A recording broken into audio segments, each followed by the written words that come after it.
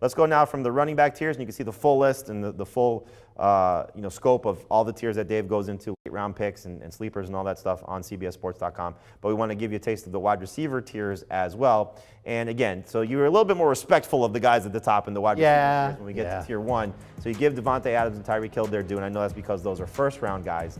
Tier 2, or Tier 1B at least, Stephon Diggs, Calvin Ridley, DeAndre Hopkins, A.J. Brown, DK Metcalf, Keenan Allen, and Justin Jefferson. I do think you're doing a disservice to Allen Robinson. I think Allen Robinson belongs in that group. So why is Robinson not in Tier 1B when he is going to be potentially drafted among those guys? Certainly closer to Keenan Allen and Justin Jefferson, but those two guys I think go kind of hand in hand, and we see a lot of our drafts. How many times have you seen Allen Robinson go in the second round in fantasy drafts this preseason? I've seen him in some analyst leagues. Yes, he does go in round. He does? Yes. Most of the time I see him go into round 3, and I'm a little bit worried about the target volume with Andy Dalton.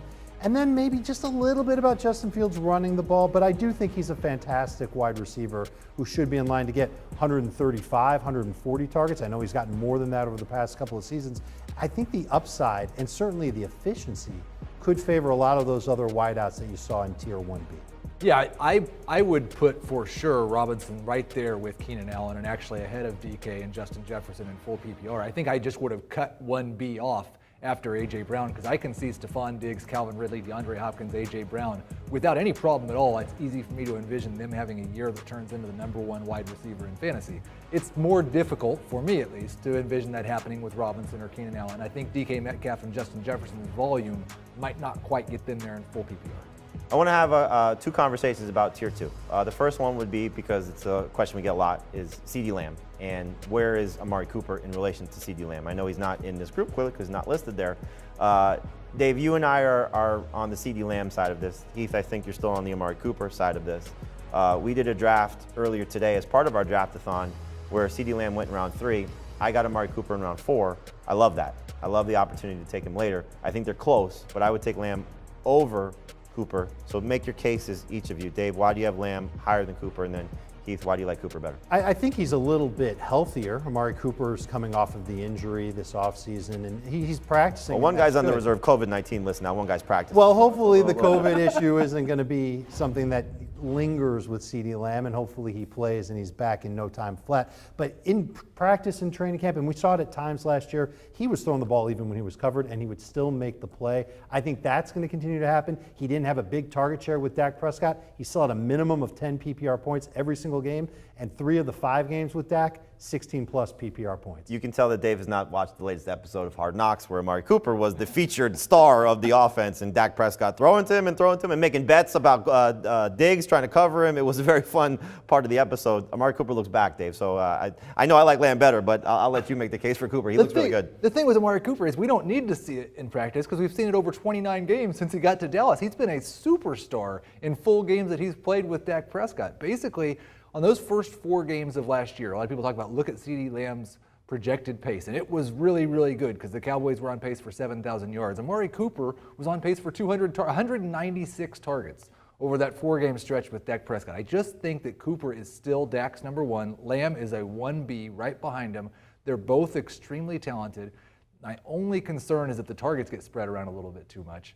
But yeah, I like both of them in round 4. I would take Cooper first. I don't know how anybody covers this team. I don't know how you defend this team. If they are healthy, the offensive line is back, the run game is back, the quarterback is back in Dak, and you see what these receivers can do. And if they have any play out of the tight ends as well, it could be the best offense in football by far, because at every position they are loaded. So it's really fun to look at the Cowboys. I just think Lamb's ceiling is a little bit higher. But again, if you want to reach for CeeDee Lamb and you tell me I get Amari Cooper a round later, I'm doing that all day. I'll take the value on Amari Cooper because I do think they will be close. 1A, 1B, however you want to put each one in that category. I think they're both going to be awesome in 2021.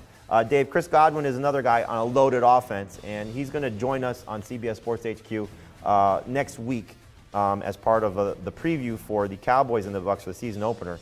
But you're very excited about him still, even with Antonio Brown there, and O.J. Howard coming back, and Giovanni Bernard on the team. Let's not forget they have Mike Evans and Rob Gronkowski. So Brady's going to spread the ball around. Do you still think Godwin is worth drafting as a top 15 wide receiver and somebody that should be in that tier 3 range? He was a very consistent PPR receiver last year, 15.4 PPR points per game, 15-plus PPR points in 7 of 12 games. He scored 7 touchdowns in 12 games, 1 touchdown every 9.3 receptions. and he was averaging 7 targets per game. And that offense was pretty loaded, lots of mouths to feed even before Antonio Brown got there. It's still going to be the same thing. I think he's got a ton of upside in PPR. Never going to be double covered when they've got AB on one side and Evans on the other. He'll have the middle of the field out of the slot. I think he's got a chance to be the best Bucs wideout this year. I think he was consistent last year because he did a good job, or was fortunate, scoring touchdowns when the yards were down. Because once Antonio Brown got there, the targets, the catches, the yards were not very consistent. It goes 53, 97, 25, 36. It was all over the place down the stretch. Antonio Brown actually led this team in targets and receptions per game. He's the only Bucs wide receiver who I think is a good draft value right now. It's very true. It's very true. But, I still think, Brady's going to lean on the top 2 guys probably a little bit, especially if Howard is back and they get in this 2 tight end set. Somebody's going to be off the field. They can't have all 3 of these guys on the field if they're going to operate the way that we expect them to operate. And, I didn't get a chance to ask Pete Prisco when he was on with us earlier, but when he was in Tampa, he saw that a lot. Brown off the field and the other 2 guys still getting their opportunities. But it's not a bad idea based on the value, as you said, Heath, to look at Antonio Brown. I love Godwin. I think he still has tremendous upside. I just don't know if he belongs in this group. I know you're very optimistic about him. Hopefully he delivers as still the best Bucs wide receiver.